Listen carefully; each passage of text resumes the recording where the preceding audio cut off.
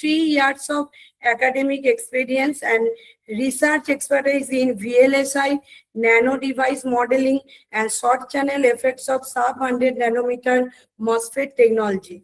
He is a senior IEEE member and fellow of record research expertise in VLSI, nano device modeling, PhD supervision, and international conference leadership technology. His name is featured in the list of world and fellow of 2% scientists in the field of nanoscience, research technology, VLSI, nano device modeling, PhD supervision, and international conference leadership have been recognized. He is featured in the list of world and fellow of 2% scientists in the field of nanoscience, research technology, VLSI. Today, we are modeling have been recognized. He is featured in the list of world and fellow of 2% scientists in the field of nanoscience, research technology, VLSI. Today, we are modeling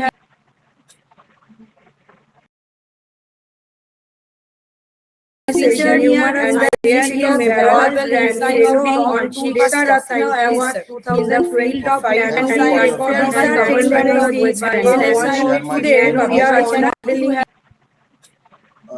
So I think I am audible to all of you, and featured in the list of world and fellow of 2% scientists in the field of nanoscience. so Yes, sir. good morning, good afternoon to everyone.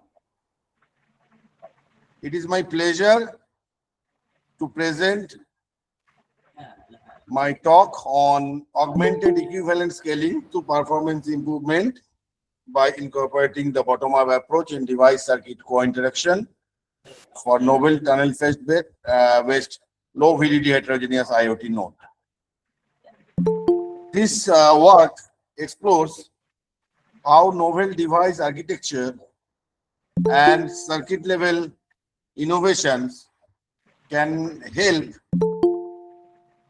to overcome the limitation of conventional MOSFET scaling while enabling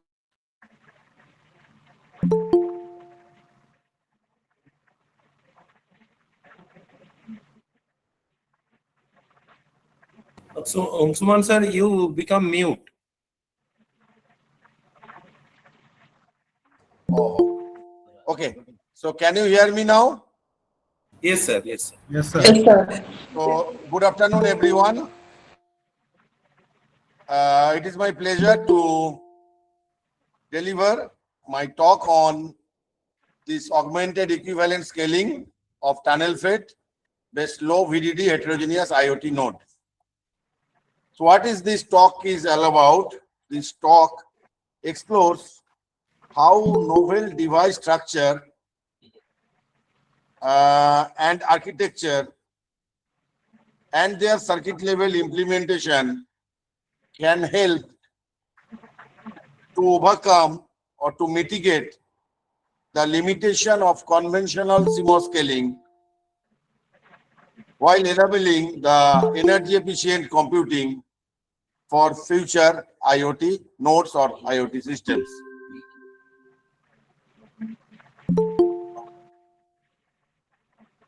The outline of this talk is as follows. First, we will discuss about the motivation and the scaling challenges. Then we will discuss about what is dark silicon and what is more than more paradigm. Then I will go through equivalent scaling and beyond CMOS devices. Here we will introduce tunnel FET as a possible beyond CMOS candidate or device. Then we will discuss the concept of hybrid tunneling in tunnel FET, and then I will propose a hybrid tunneling based or TFET based biosensor. And then at the final end of my lecture, I will discuss about the what do you mean by accurate computing and approximate computing. And how can you do it? Using that accurate computing and approximate computing using tunnel FET. Then we'll discuss about few publication, future prospect, and conclusion. So this is my talk is all about. So now in the next slide, we will discuss what limit the subthreshold slope, abbreviated as SS, in a MOSFET. So basically, in this section, I am going to discuss the motivation and the scaling challenges. So what limit the MOSFET? So first of all, we need to understand what limit the MOSFET. We know for over 5 decades, semiconductor technology have benefited from the Moore's law. Or in other words, for the last few decades, the Moore's law is governing the semiconductor technology. However, with the advancement of microelectronic technology and advancement of VLSI technology, the conventional CMOS scaling has already reached to its physical limits. What are those physical limits? There are many physical limits, out of which one of the most important limitation is the subthreshold slope, which cannot be reduced below approximately 60 millivolt per decade at room temperature. So in other words, for a conventional MOSFET, it is not possible to achieve a subthreshold slope, a value of subthreshold slope less than 60 millivolt per decade. So this is a restriction, or this can be considered as a limitation, and this limitation actually originates from the carrier generation mechanism in a MOSFET. So we know that in a MOSFET, due to thermoionic emission, the carrier generates, and that is the mechanism that governs the carrier transport. So as a consequence, this sets up a limit or restriction or a limitation in terms of subthreshold flow. So basically, in order to overcome the limit or in order to overcome the restriction, what we need to do, we need to overcome that thermoionic carrier generation. So let us see, this is the band diagram of an N-type MOSFET. You can clearly see the N-type, P-type, gate, dielectric, everything. This is the band diagram. So look at the thermal tail. Look at the distribution of electron on the source side and look at the particular thermal tail. So this thermal tail is causing a problem, particularly causing challenges in terms of subthreshold slope. So this is the portion actually which can be considered at the top. You can see that can be denoted as the offset leakage current. So this thermal trail actually contributes to the offset leakage current. And this is the portion beyond or underneath the dotted line actually denotes the on-state leakage current and the distribution of electron. So what happens? Actually, by applying the gate voltage, you can change the gate to source channel potential, and as a result, the portion that can overcome that barrier can cross the barrier and can go to the other side and can constitute the on-state current. But what happens is what happens to the subthreshold slope? You know that subthreshold slope becomes always larger than 60 millivolt per decade, particularly for a conventional MOSFET. So how to overcome it? One may tell that we may reduce the voltage, and this supply voltage scaling, initially it works, it provides the dividend, but after some time, when the supply voltage or the scaling of the supply voltage becomes some or it takes a value particularly below the critical value, then further supply voltage scaling become very difficult or become significantly very difficult. And it leads to enhanced power consumption and thermal challenges. So this actually creates or motivates the search for alternate switching mechanism you can call, or the carrier generation mechanism. And that's why we'll consider tunnel FET, because why? In the tunnel FET, the carrier generation mechanism is significantly different from the carrier generation mechanism in as compared to a conventional MOSFET. So they are totally different, that carrier generation mechanism. So now we'll look after various types of nano devices or emerging nano devices. So researchers throughout the world, they have already proposed or already came to know about several emerging nano devices based upon, and they can be classified based upon the physical phenomenon. That is, whether they are electrical dependent, or whether they are magnetic dependent, or whether they are mechanical dependent. Means the classification is based upon whether the physical phenomena is electrical phenomena, or it is a mechanical effect, or it is a magnetic interaction, you can say. So these are the basic three type of emerging nano devices. So we'll be mainly discussing about electrical dependent devices.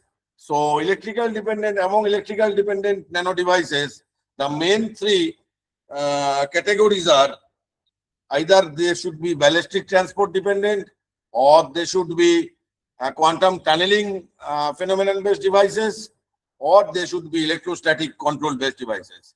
So tunnel FET is definitely, from the name itself, it is clear that the tunnel FET is a device, or in other words, it belongs to the category, tunneling category, and are particularly attractive because they can provide or they can achieve a subthreshold slope which is less than 60 millivolt per decade, which can be considered as a problem for a conventional good old MOSFET.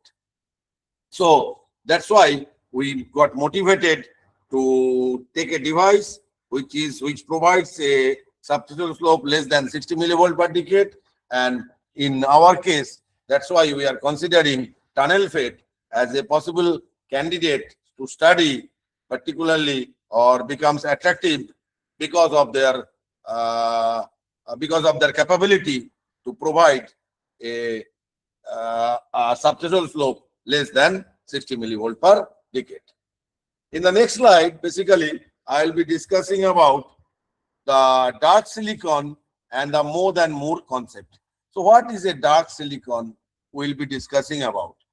So this is again another major challenge in a modern day integrated circuit or modern day IC is the dark silicon. So although you know that the transistor density from day by day, from year to year is continuing to increase, but power consumption actually prevents all the transistors from operating simultaneously. So you know, for every generation, every after 2 years or every single year, the number of transistors is getting increased. But what limits them? On the other hand, the power supply also become very crucial in this respect. So power actually provides a constant, or it sets up a limit, or it appears as a possible roadblock for continuing the growing number of transistors. So a large portion of the chip nowadays, what you can see, large portion of the chip becomes inactive nowadays. So in earlier days, so as the number of transistors is continuing to increase, the portion of the chip which remains inactive, that is the area known as dark silicon. So what is dark silicon? In a simple manner, the amount of silicon area, or the amount of transistor, or simply the number of transistor that remains inactive for a particular operation is called the dark silicon, or this phenomenon is rather called as a dark silicon. So dark silicon, and you can see here on the left side, I have compared three things. One is 32 nanometer technology, one is 42 nanometer technology, one is 90 nanometer technology. What you can see, there are two things, two color. One is dark color, and one is black color, and one is yellow color. So you can see as the technology, with the technology scaling, or as the technology grows from 90 nanometer to 32 nanometer, so as the channel length decreases from 90 nanometer to 32 nanometer, what you see? You see the amount of dark color is growing, or the in a chip, in particular you can see at 32 nanometer, a larger portion of the chip remains black. So that is the area which contributes nothing, which remains simply inactive. So that is basically called the dark silicon.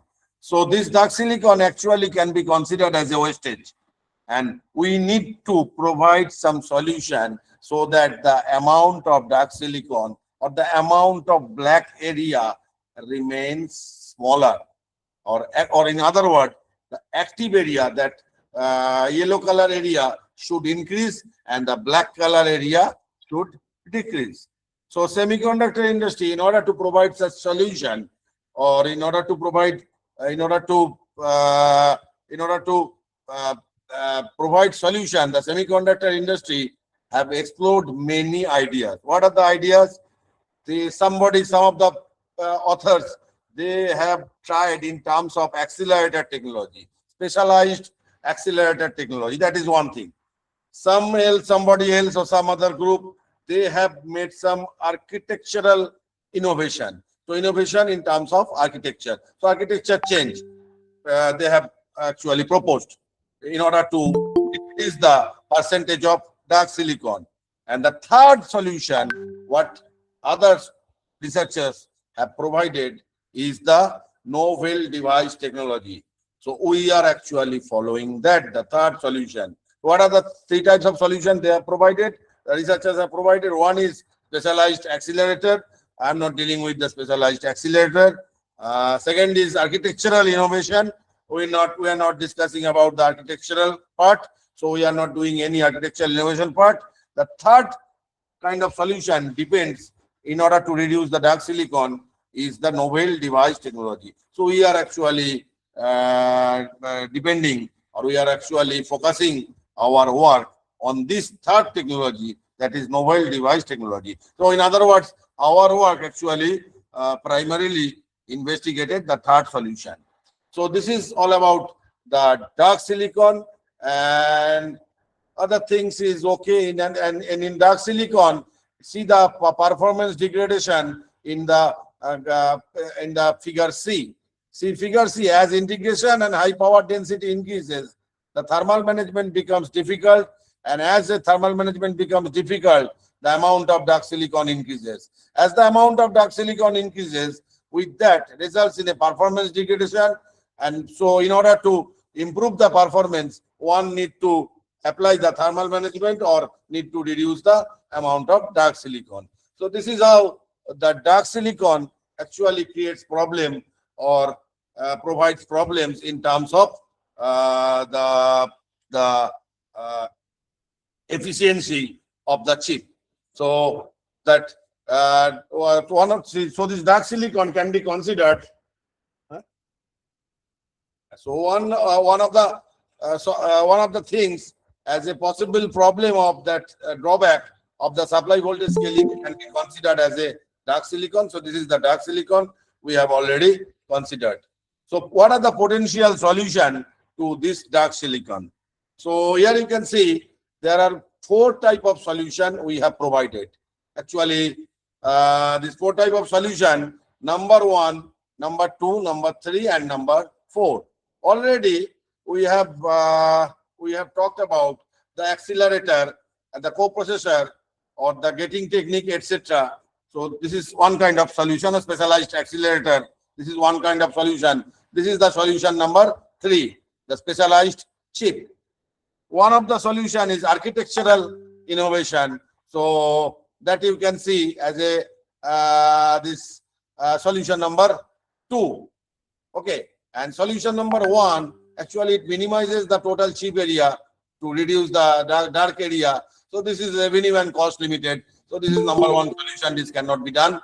So what is the number 4 solution? Number 4 solution is very important.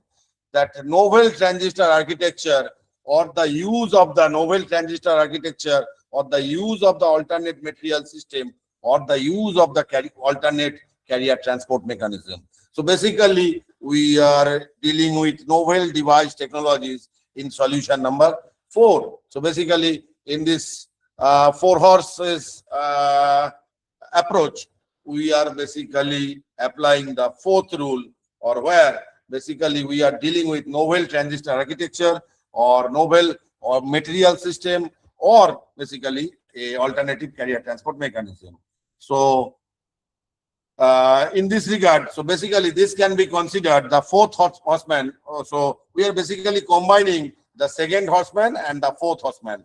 So basically we are trying to reduce the dark silicon by a combination of more than mode technique or a more mode technique. So what is now the more than mode technique or a more mode technique? So industry now follows 2 complementary direction. One direction is more than mode technique, and the other technique is more mode technique. So what is a more than mode technique? So more mode technique. Let us first consider more mode technique. So basically it is a way to continue miniaturization or continue scaling through advanced architecture, like say FinFET, or basically from MOSFET to double gate MOSFET, from double gate MOSFET to FinFET, from FinFET to gate all around devices like nanowire FET, from nanowire FET to some other kind of device, nano ribbon FET, which is a common thing nowadays, or latest Intel processor, they are using nano ribbon FET. So this is the more mode concept. Whereas in a more than mode concept is slightly different. So more mode basically it's a modification of the device technology. So from one device technology we are going to other device technology. That is basically a more mode concept. But more than mode concept is something different. What is a more than mode concept? It is an integration of, say, sensor, say communication part, say analog part, say RF part, say power management. So everything, if it is combined together, if you can combine together in a single IC, that is called a system on a chip, or SoC. So basically more than mode concept is the development of the SoC, or system on a chip. Like in an earlier TV, for giving one example, in an earlier TV, we have multiple separate chip. One chip to deal with the antenna, one chip, one IC to deal with the gain and the audio, one chip dedicated for video, one chip dedicated for refreshing, one chip dedicated for horizontal refreshing, vertical, etc. So there are multiple chips, 10 to 12 chips, separate chips, each having their dedicated function. This is earlier technique. But in a more than mode technique, what happens? If you combine them together, if you integrate them together, if you inculcate them together in a single chip, so there will be no 10 or 12 chips.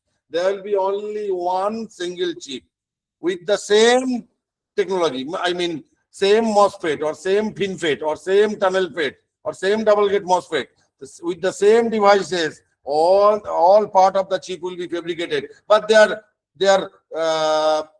area and their application area will be different. Some of them will be dedicated for dealing with analog part. Some of them will be dedicated for RF part. Some of them will be dedicated for say communication, etc. So some of them will be used for sensing, etc. Some of them will be used for arithmetical, logical part. Okay, so their area will be different. Their application will be different, but they will be combined together. So if you combine together in a single chip, in a single platform, that is called a SoC.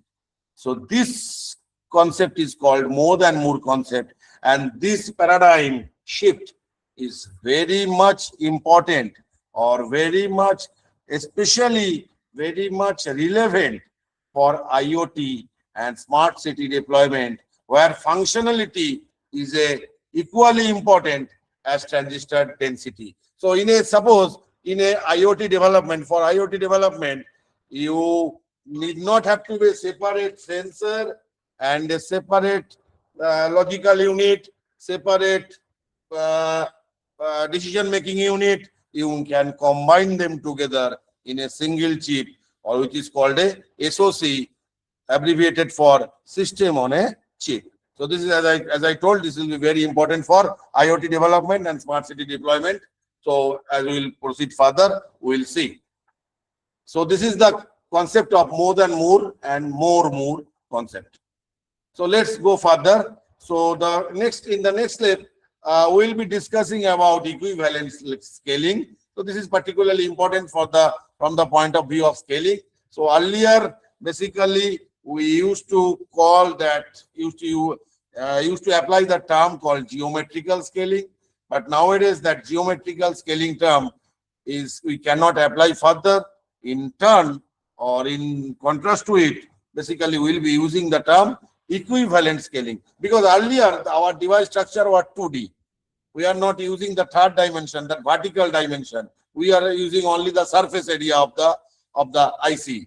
So that's why the term was called geometrical scaling, or it refers to the scaling of the horizontal and vertical feature sizes. But nowadays we are using the term equivalent scaling, particularly to the 3D structure. This equivalent scaling term becomes highly important. And in this equivalent scaling, we are dealing with the channel geometry scaling, particularly after the year 2015 or so, when 2011 or so, actually in 2011, Intel started using the FinFET. So from that point of view, or from that timeline, we will be using the term equivalent scaling in a more concept.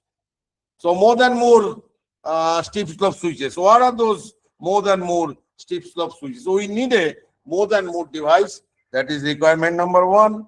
We need a device which can offer a subthreshold slope less than 60 millivolt per decade. So what are the devices that can offer it?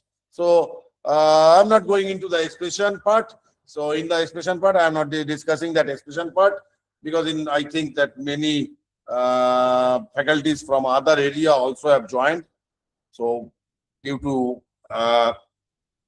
them, or due to their easiness, I'm skipping this expression part particularly. So basically, so we need two things. One is more than more, a device which is applicable, or which can be which has a area in the application area in the more than more devices, and a device also which can provide subthreshold slope less than 60 millivolt per decade. So there are, you can see, there are devices like IFET or tunnel FET. That is one area. Internal voltage amplified devices like NC FET or NCT FET. NC stands for negative capacitance. So this is another type of area. There are another type of devices which is internal transduction devices like spin FET or NEMS, nano electromechanical switches. That is another type of devices, or phase transition material based devices like MOSFET or MIT switches. That these are another type of area. So among these four types, basically we can call one of them is tunnel FET. One of them is basically, the second type is basically negative capacitance based devices. And third type is basically spin based devices.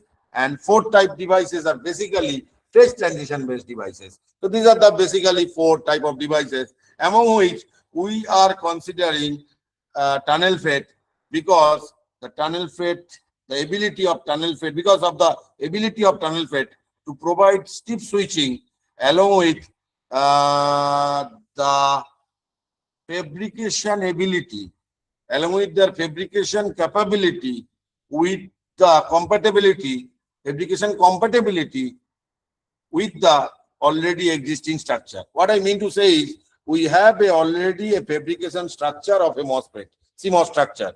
We know how to fabricate CMOS structure. We have that fabrication lab and etc. dedicated to it. So we don't want a device where we have to throw our existing, where we have to throw our existing structure, everything.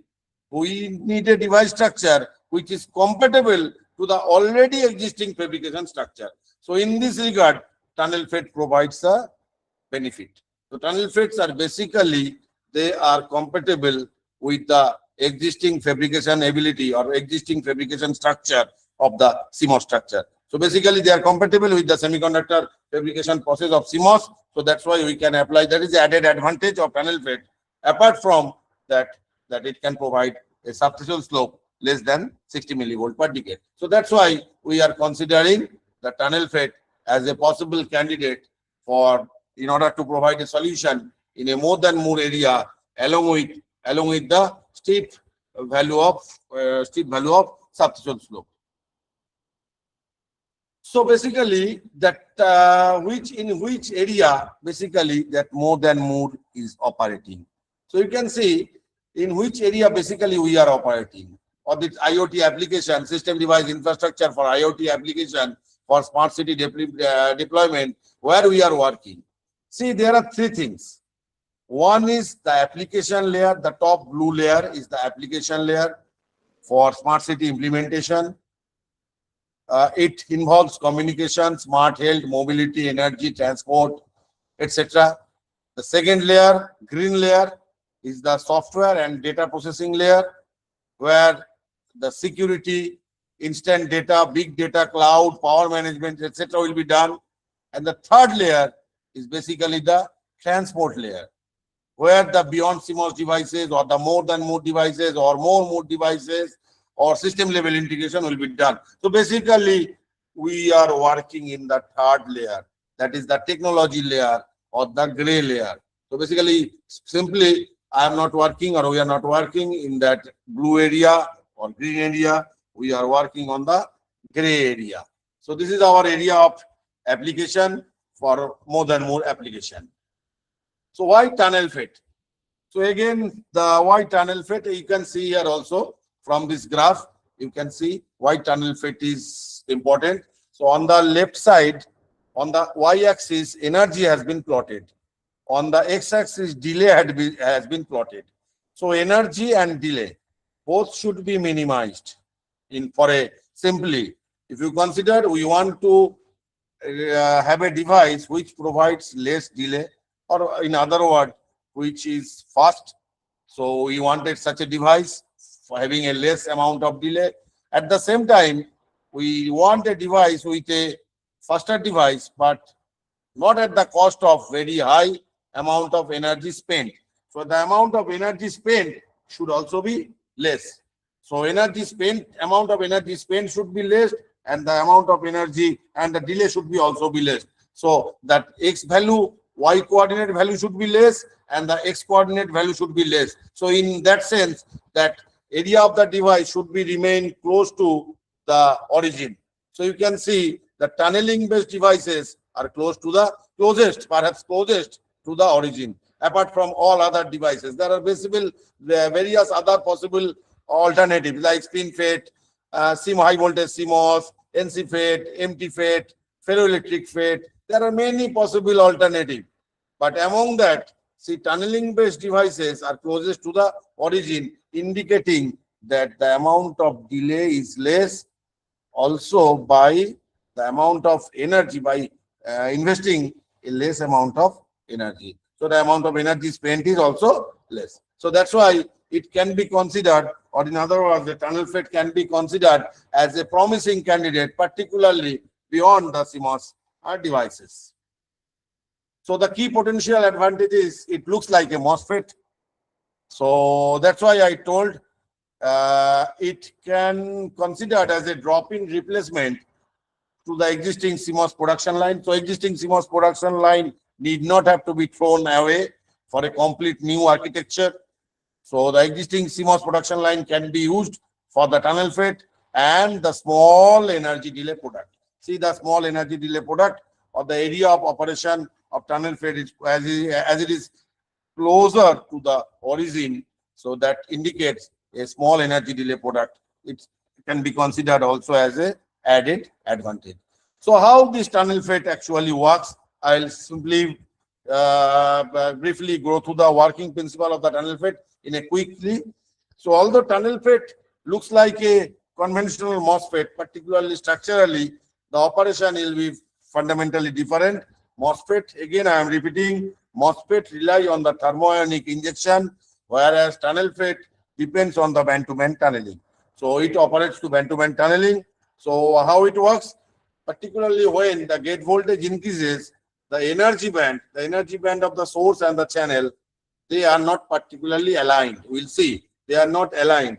So when the there is no tunneling takes place from the source to the channel.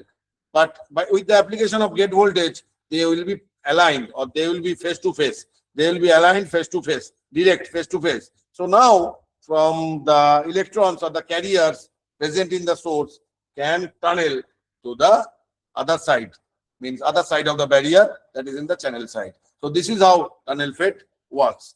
So with the increment of the gate voltage, the energy band diagram, the energy band aligns such that the electrons tunnels directly from the source to the channel, or from the source valence band to the channel conduction band. So here you can see, now you can see the conduction band and the valence band, and you can see none of the electrons are passing from the source side to the drain side because they are not aligned, because no gate voltage has been applied. So let us see what happens with the application of gate voltage. Now see the tunneling, the amount of tunneling. So large distance has to be covered. So potential barrier is very wide. The potential barrier is very wide, so it is for a conventional electron or conventional carrier, normal carrier, it is very difficult to go from the one side to the other side, as shown by the red arrow. So what happens now? See, the tunneling probabilities basically can be considered as the inverse of the exponential of the area. So what does it mean? The area, if that area marked by the yellow color is less, the tunneling probability will increase. So tunneling probability will increase if you minimize that area. So see, now with the application of gate voltage, now the band bending starts. So as the band bending starts, see, now they are coming closer, the source, the valence band of the source side is coming closer to the conduction band of the channel. So see, now the distance becomes much smaller. So in some, see now, so more band bending. So more band bending results what it results, that alignment of the band, so that the electron from on the source, the electron of the source side of the valence band can directly tunnel to the conduction band of the channel side. See, now the area becomes very less, or the area marked with the yellow color area becomes very less, and as a result, the tunneling probability becomes very high. So this is the case. Actually, the large amount of carrier tunnels from the source side to the channel side. So this is how the tunnel FET actually works, I told. So simply tunnel FET. So this quantum mechanical tunneling, what it offers a subthreshold slope less than 60 millivolt per decade, a lower operative voltage, or in other words, a reduced offstate leakage current, and energy efficiency. So basically tunnel FET can be considered as an energy efficient device or green device. Okay, so these particular properties are actually making the tunnel FET as a possible attractive candidate or alternative candidate, particularly for low power IoT, battery operated IoT application. So here you can see, so in this case, what happens? Now basically we are changing we want to see what is the advantage of decreasing subthreshold slope. So here you can see with the decreasing subthreshold slope, the I off remain constant, but the I on is little bit increased. So this is the advantage. So this is the tunnel FET, actually the opportunity. So it provides an opportunity, particularly in terms of standby power. So low voltage operation can be done. As a result, it provides an energy efficiency, and that's why I call these tunnel FETs as a energy efficient devices or green devices. But at the same time, there are also many challenges for the tunnel fit. The tunnel fit is not any solution. It is not a solution which is absolutely challenge free. What are the challenges of tunnel fit? So these are the challenges of tunnel fit as shown in the slide. One is the reduced on-state current. এখন না পরে চারটের পরে আসুন ঠিক চারটের পরে আচ্ছা reduced on-state current. So despite their advantage, the tunnel fit suffer from reduced on-state current. So this is a major problem, reduced on-state current. So on-state current becomes less, as you can see in the figure that the current actually obtained from the double gate MOSFET and the current obtained from a tunnel fit is less. So as the current obtained from a tunnel fit is less, this is a particularly problem. But what are the advantages? See, in the terms of offset current. Offset current is the current when the device is not on, device is not switched on, it is off. So in that area, tunnel fit provides an opportunity or advantage. But in terms of a on-state current, it provides an difficulty or challenge. So how to overcome or how to mitigate or how to provide a remedy to that particular limitation or that on-state, reduced on-state current. So researcher throughout the world, they have provided many solutions in order to overcome this on-state current limitation. So they have actually worked on various types of devices and various types of possible alternative device structure. Some of them are known as point tunneling based devices.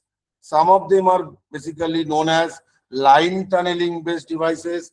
So the point tunneling based devices, they have some particular advantages in terms of point tunneling. The line tunneling based devices, they have their own some critical advantages and the corresponding disadvantages. So basically, we are considering a device or we are proposing a device which is called as a hybrid tunneling devices. So what is hybrid tunneling? Basically, we want to combine the advantage of both point tunneling and the line tunneling. So basically, in order to combine the advantage of point tunneling and the line tunneling, let us propose a solution known as a hybrid tunneling, where it combines the advantage of both point tunneling and line tunneling, actually in order to mitigate or surmount the challenges. Which kind of challenges? The on-state, reduced amount of on-state current. In order to surmount that challenge, we are providing a solution in terms of hybrid tunneling. So what is hybrid tunneling? Basically, it's a combination of point tunneling and line tunneling. So for problems and possible solution. So these are the basically issues with tunnel fit. So you can see listed over there. Tunnel fit have many issues like low onset current, ambipolar current, random doping fluctuation. So these are the issues.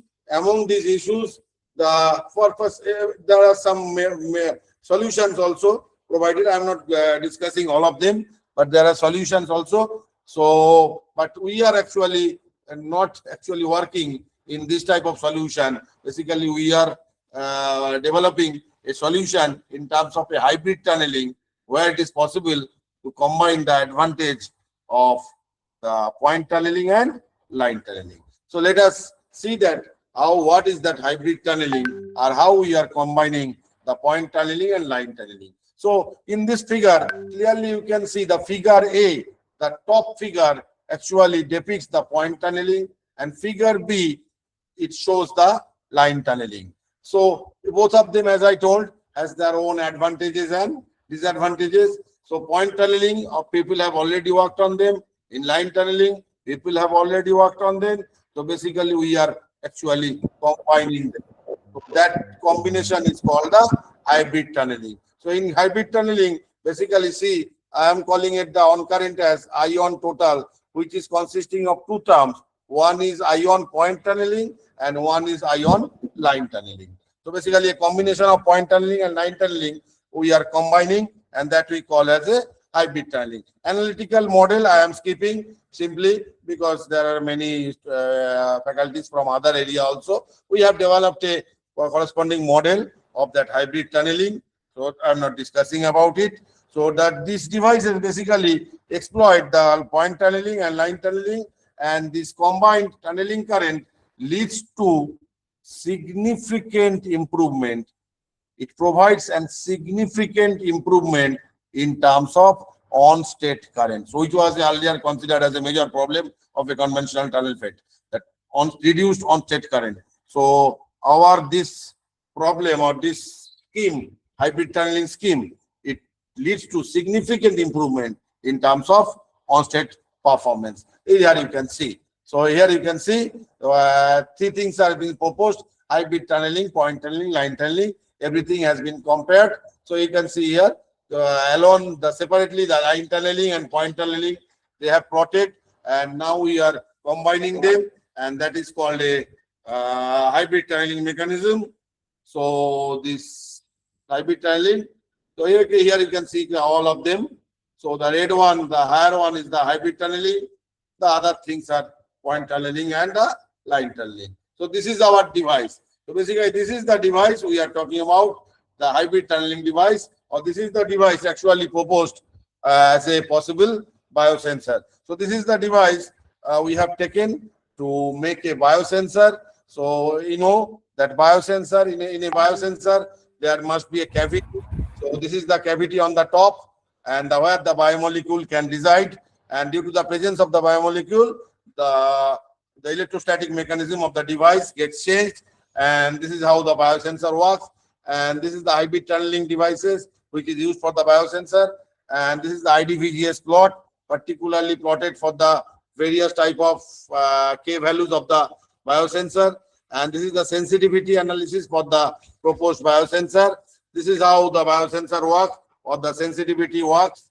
So this proposed our devices, actually we are proposing a device, this hybrid tunneling devices, and particularly we have chosen a particular area of application, that is the biosensing application or biosensor platform.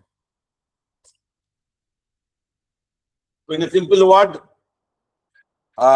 in a biosensor there will be a cavity. The cavity will be filled with the biomolecule. So any changes in the dielectric constant present in the cavity due to the presence of the biomolecule will change the tunneling process, and as the tunneling process is changed, so as a result the corresponding drain current changes, and this provides a mechanism to sense that which kind of material is present or which kind of molecule is present in the cavity, or so that we can detect it. So it provides a way for the biomolecule detection capability. This is the simulation results, and these simulation results demonstrate excellent sensitivity, and particularly highlighting the potential of tunnel FET-based, hybrid tunnel FET-based biosensors for healthcare and IoT-enabled diagnostics. So now the question is, the device is ready, the biosensor is ready, but where is the circuit? Where is the device to circuit co-design? So this is the area devoted for device to circuit co-design. Why circuit level exploitation is required?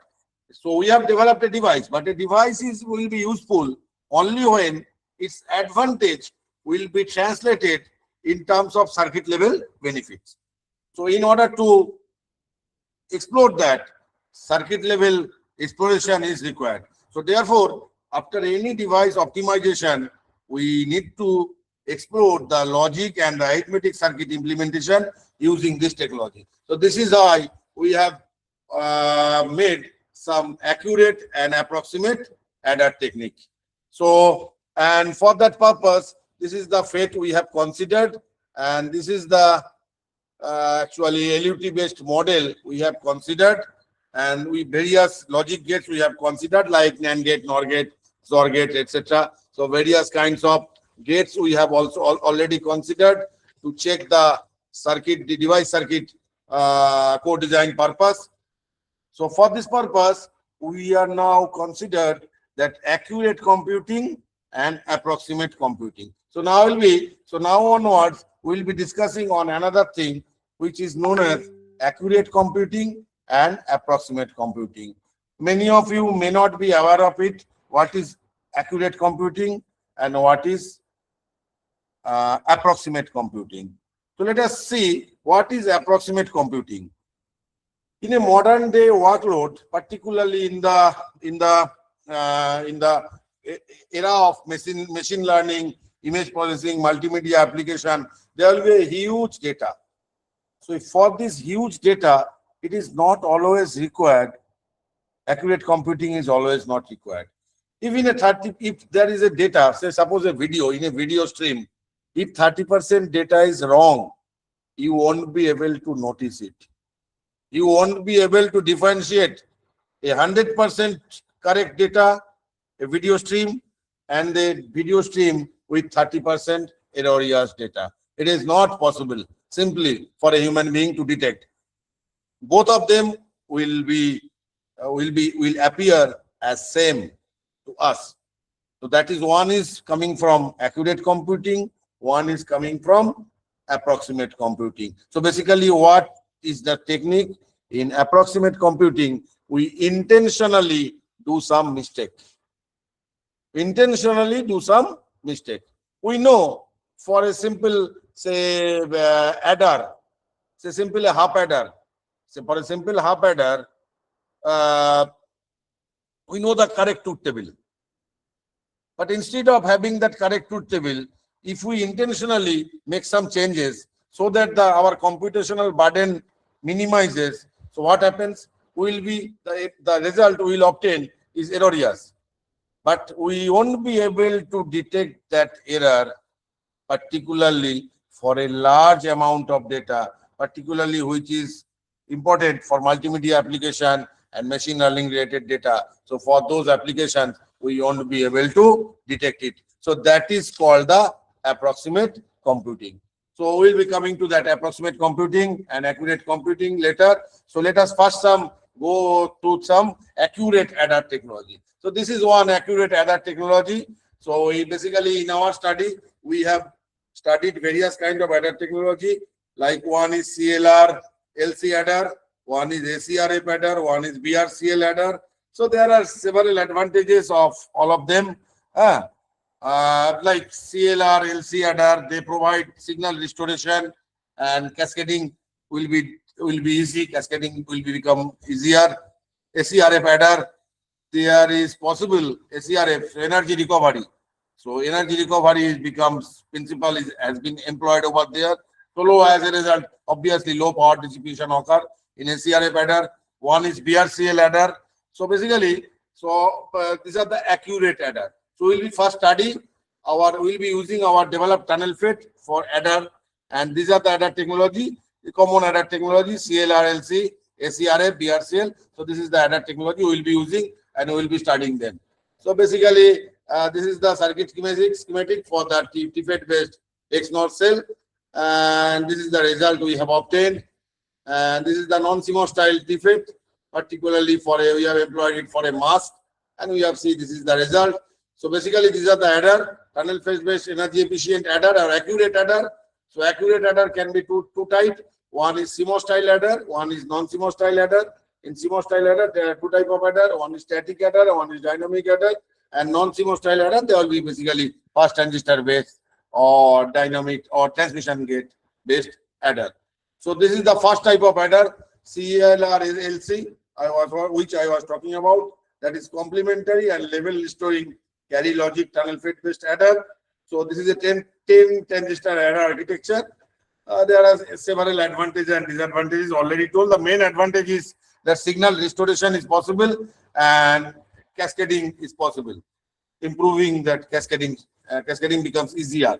So this is the main advantage. We have applied our tunnel fit for this particular accurate adder technology, and we have got the result. Second kind of adder which we have employed is ACRF or static energy recovery based full adder. Again, it is a 10 transistor based adder technology. XNOR gate can be used for this.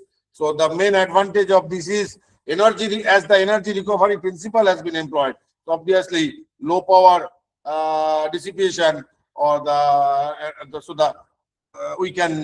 low power application can be benefited from this. So this is the second technique which we have applied. The third type of application which we have done is BRCL adder or balanced restoring carry logic full adder. So this is a 6 transistor architecture. The major advantage of this one is 6 transistor, reduced delay, and the lower power consumption, and the balanced critical path. So this is the perhaps the most best one which is proposed, BRCL adder. So this is another area where we have worked earlier. So this BRCL adder we have proposed, and here you can see the propagation delay is lesser than the SCRF adder, and the number of transistors is 6, whereas in contrast CLR LC or SCRF adder, the number of transistors is 10. So there is no inverter required. So signal switching becomes easier, etc. So there are many advantages. So it can be concluded that the BRCL adder actually demonstrate superiority, not only in terms of energy efficiency, it provides superiority in terms of energy efficiency, it provides superiority in terms of number of transistors, it provides superiority in terms of reduced delay, it provides superiority in terms of lower power consumption, it provides superiority in terms of balanced critical path. So these are the main key advantages of the BRCL adder, and this is now we'll compare this accurate adder technology with the approximate adder technology. So approximate computing, as we told, it exploits our tolerance level for reduced power consumption or reduced area. So basically, intentionally, we are doing some mistake in order to reduce the area or in order to reduce the power consumption. So basically, we are exploiting the computational inaccuracy permitted to some tolerance level. Tolerance. So in other words, it is a tolerance limited computational inaccuracy. So for that purpose, this is particularly becomes very important. These are becoming very important in terms of, say, multimedia application or signal processing application, where a large amount of data is required. So depending on the application requirement, the user or the designer can use this approximate solution. So this is particularly important for the edge AI system or the low power IoT systems. So this is very important. So this is the application area of approximate computing. So it is a computing paradigm that can be used for VLSI design to reduce the power consumption while sacrificing some accuracy. So we are intentionally sacrificing some accuracy. So it is a particularly it fits good for the alert tolerant area, or which is an area which is computationally intensive, such as signal processing or multimedia. So there are many applications shown over here: approximate compressor, approximate adder, approximate OLST multiplier. So these are various areas where you can use that or employ that approximate computing. So we are using an approximate adder technology. So the first adder technology. So everybody knows for a full adder, what is the sum? The sum is A XOR B XOR C. What is the carry? The carry is AB plus BC plus CA. We know all of you. The sum is A XOR B XOR C, and the carry is AB plus BC plus CA. But intentionally in this adder, which is known as, we call it as a TAFA1. This TAFA1 adder, what we have written? Sum is B, carry out is A. What happens? As a result, in a truth table, 4 errors in a sum will come and 2 errors in a carry out will come. Particularly for the input combination 001, 011, 100, 110, they provide incorrect output for sum, and these 2 output, 011 and 100, provide inexact result for the C out. So intentionally we have done that. So maximum degree of approximation has been assumed here. So what is the advantage? It requires only two n-type defect as compared to see what will be required to provide the accurate computing. In terms of accurate computing, A XOR B XOR C and AB plus BC plus CA. So large amount of transistors is required. 32 transistors are required in order to achieve the exact computing or accurate computing, whereas only 2 tunnel feet is required for this approximate computing. But what is the error distance? The error distance is 6. What is the error rate? Error rate is 0.75, etc. What is the number of error? Number of error is 6. So this is the first one, TAFA 1. In second one, see now, which is considered the second one, TAFA 2. In TAFA 2, we have approximated sum as C out bar, and C out equal to AB plus BC plus CA. So C out is accurate. C out is accurate, and sum is approximated as C out bar. So only for two output, for two input, 0, 0, 0 and 1, 1, 1, it provides erroneous output in terms of sum. So C out is accurate. So it eliminates propagation delay in carriage. So what is the number? What is the number of error? Number of error is 2. So error rate is 0.25. Mean error distance. Also we can calculate in many way. I'm not skipping that mean calculation of mean error distance. So what is the number of error? Number of error is 2, 2,0. So this is another approximate adder denoted as TAFA 2. This is the third adder which we will consider here. C out is accurate. You can see AB plus BC plus CA, and the sum is C in into A bar plus B. So this is another possible alternative. Why the number of error is 3. How many transistors are there? 21 transistors are required in this case. And in this case, how many transistors? The number of transistors is less, obviously. So here the number of transistors has been increased, but the error is only, the number of error is 3, error distance is 3. So this is another approximation which provides an incorrect result for sum while the C out is accurate. So it eliminates the propagation delay. So it is 21T architecture and reduces area as compared to 28 transistor and 24 transistor in terms of a CMOS full adder. This is the last approximation of the TAFA 4, what we have done. So in this case, it is better, accuracy is better as compared to TAFA 1. Only 3 error is sum and 2 in C out. So it is number of transistor is very less. Only and for the AND gate 2 transistor, for the OR gate and for inverter, these are the only 6 to 8 transistors are required in order to achieve this TAFA 4. But where is the amount of approximation is less. So what you can conclude, you can easily see, if the amount of approximation becomes higher, the number of transistor requirement is less. And if the amount of approximation becomes less, the number of transistor actually grows. So this is the thing. Now we can compare the performance analysis of this low power TFET adder. So here you can see the performance comparison. So plot of performance versus frequency. So performance analysis. So this performance analysis actually reveals that the tunnel FET based adder provides significant energy saving as compared to the conventional CMOS implementation.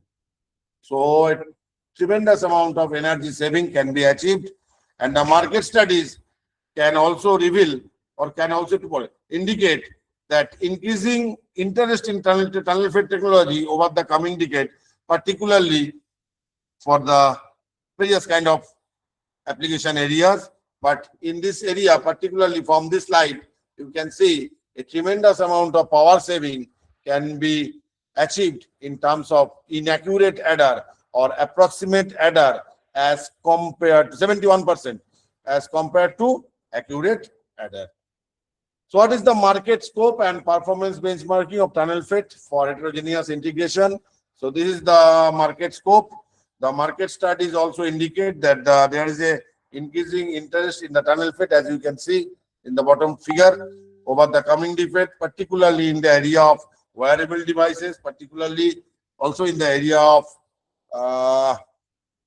edge computing, smart sensor, and ultra low power IoT system. So these are the area where tunnel FET is increasingly gaining interest among the various researchers due to its power saving or due to its feasibility in to achieve a reduced power delay product as shown in the right hand side. So with this, I'll conclude my lecture, but before that, I will be discussing that this research has been published with my student, one of my students, Joy Chaudhary, is working in NIT Rourkela.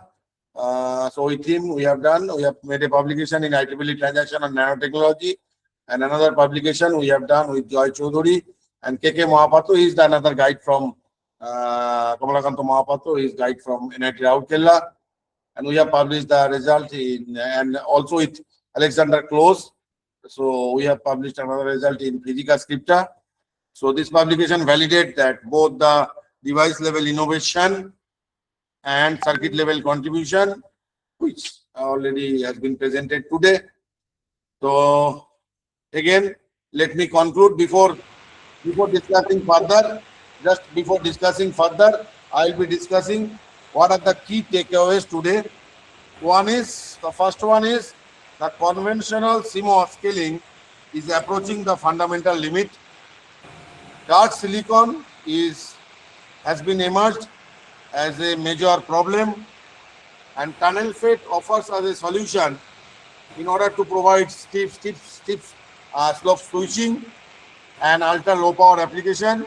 And our proposed structure, particularly the hybrid tunnel FET structure and the inaccurate computing, provides a way to achieve a low power application for IoT nodes. Thank you. Thank you so much, sir. Now I hand over the proceedings to our session chair, Mr. Biplab Koile, sir. Good afternoon, sir. Very good. Thankful to you for your nice presentation. Sir, I have some questions regarding today's session. Sir, can you hear me? Yes, definitely. Okay. Sir, my first thing, particularly whatever questions I have from your participants. Sir, from today's session, is it particularly you're telling that the MOSFET technology will be completely overcome by the TFT technology in the coming days? Okay.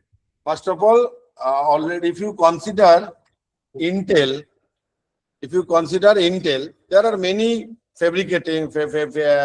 major fabrication technology provider. Let us consider Intel is one of them, or leading fabrication technology provider. So if you consider Intel has already adopted FinFET as their commercial production from 2011. So nowadays, even they have gone one step further. From FinFET, they have right now adopted a nano ribbon technology. So if somebody asks what FinFET is right now, what they are doing, are they employing MOSFET? No. For their current processor, for the current recent processor, they are not employing MOSFET. They are not employing FinFET. They are employing nano ribbon FET. Sir, one other question. I was talking about the equivalent scaling. Sir, how is the equivalent scaling is differing from the conventional scaling?